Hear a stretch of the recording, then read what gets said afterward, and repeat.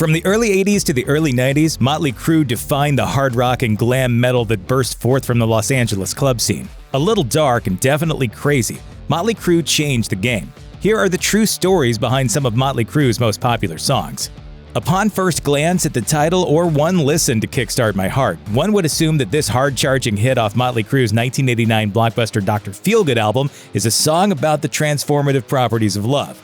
But this is a Motley Crue song, and those guys don't pour their hearts out about romance all that often. They prefer instead to make songs about booze, drugs, parties, and girls, girls, girls. Kickstart My Heart is actually a literally titled account of bassist and songwriter Nikki Sixx's brush with death.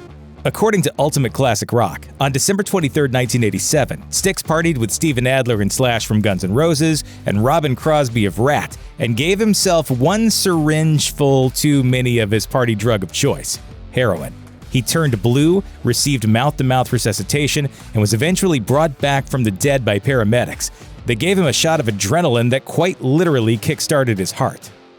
Thank God, even though I don't think it was God, it was a paramedic, for the adrenaline shots into my chest. An album title ultimately stems from where the artist was, mentally, musically, or geographically, at the time they created those songs. Motley Crue titled its 1987 album Girls, Girls, Girls, which Rolling Stone accurately called a paean to excess, because those words and the dancer-chasing events described in its title track accurately describe the band's existence at the moment. Nikki Sixx told Rolling Stone, "We were riding motorcycles and hanging out in strip clubs. We were off the road. We were young guys having fun, man." To that end, Sixx gives shout-outs to 7 real-life strip clubs from around the US and Girls, Girls, Girls. He told Entertainment Weekly, "I've been to a strip club in every country in the world when we were younger, and that song is always played in every strip club around the world." It's, a classic. I mean, we got inducted in the Stripper Hall of Fame because of that song. In the early 1980s, soap operas, and ABC's General Hospital in particular, experienced a massive spike in popularity.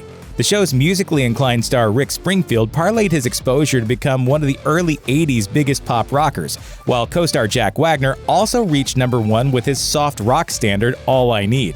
Why all this soap talk in a Motley Crue video? Because Nikki Sixx called out Wagner by using the title's Wagner one and only hit in his song You're All I Need. The track off 1987's Girls, Girls, Girls is a song about a jealous guy straight up murdering his lover. Yikes. In his memoir, The Heroin Diaries, Sixx revealed that he wrote the song when he was certain that his girlfriend at the time was cheating on him with Wagner. Sixx told Rolling Stone, "Word got back to me that she was seeing some other guy. The premise of the song was based on killing your girlfriend, and I took the cassette over to her apartment and I didn't say anything. I just played it for her, and she started crying, and I walked out the door." Motley Crue reached its commercial peak in 1989 with the release of Dr. Feelgood. Its best-selling album by far, the Recording Industry Association of America certified it 6 times platinum. It also generated the band's first of 2 top 10 singles, a song called Dr. Feelgood. It's not the usual top 40 radio fare, considering it's about dope pushers. While Nikki Sixx struggled with drugs, particularly heroin, for so long and so severely that he published a memoir called The Heroin Diaries, Dr. Feelgood didn't start with lyrics, but with an unforgettable riff generated by Motley Crue guitarist Mick Mars. Sixx told Entertainment Weekly that after he heard it just a few times, the chorus's lyrics popped into his head. He said, "I went, he's the one that called Dr. Feelgood, he's the one that makes it feel all right. I have no idea why, it all just rolled together."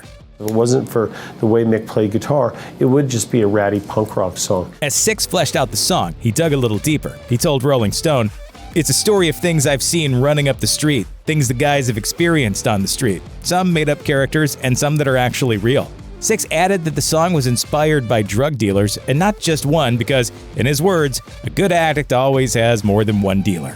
Songs about strippers and domestic homicides notwithstanding, Motley Crue did have a sensitive, romantic side, which they showed off very, very rarely. But as most every other hair metal band fell prey to a soaring power ballad, like Skid Row's I Remember You and Warren's Heaven, Motley Crue came down on the side of love with its gooey 1989 prom song, Without You.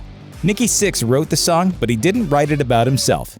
He came up with it when he was an outside observer of the then sweet and lovely relationship between bandmate Tommy Lee and his girlfriend Heather Locklear, star of Melrose Place, and the only woman in LA with hair as big as Lee's. Sixx told Rolling Stone, "That was a very simple idea for a song, which I had written a lyric about Heather Locklear and Tommy. They were coming over to my place at the time, and I thought to myself one day, without you, coming from Tommy's perspective, life would not be the same. It's a mini-genre of 70s and 80s classic rock into itself. Bittersweet songs about how hard it is to be a band touring the world and playing packed stadiums and arenas each night while also missing the comforts and people back home. There's Bob Seger's Turn the Page, Journey's Faithfully, and the hardest rocking one of all, Motley Crue's Home Sweet Home.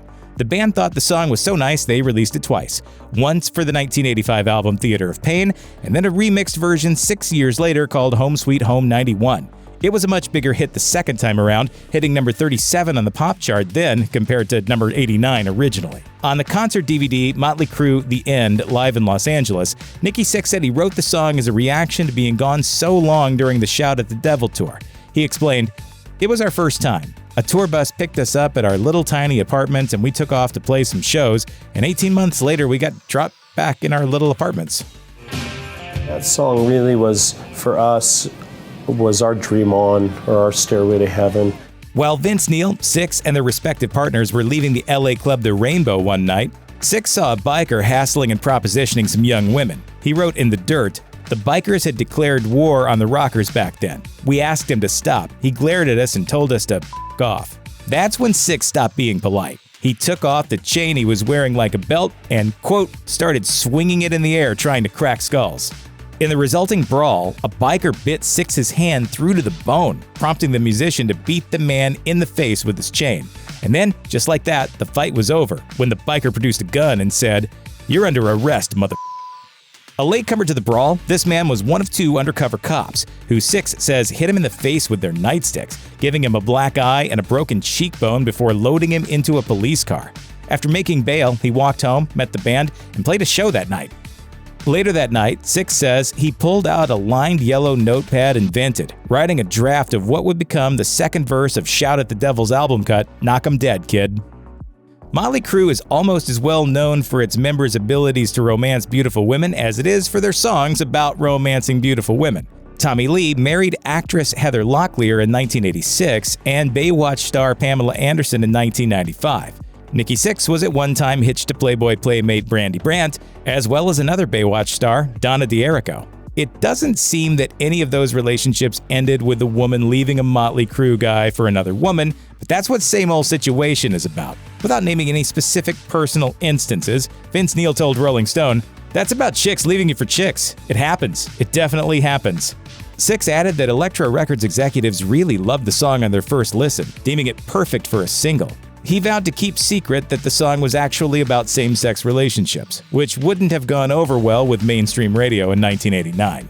Only the members of a band like Motley Crue could be brazen, arrogant, and unapologetic enough to make a concept album about themselves. After the band's absolutely shocking group memoir, The Dirt, Confessions of the World's Most Notorious Rock Band, became a bestseller upon its release in 2001, and subsequently an iconic rock biography, the Crue were feeling more than a little nostalgic.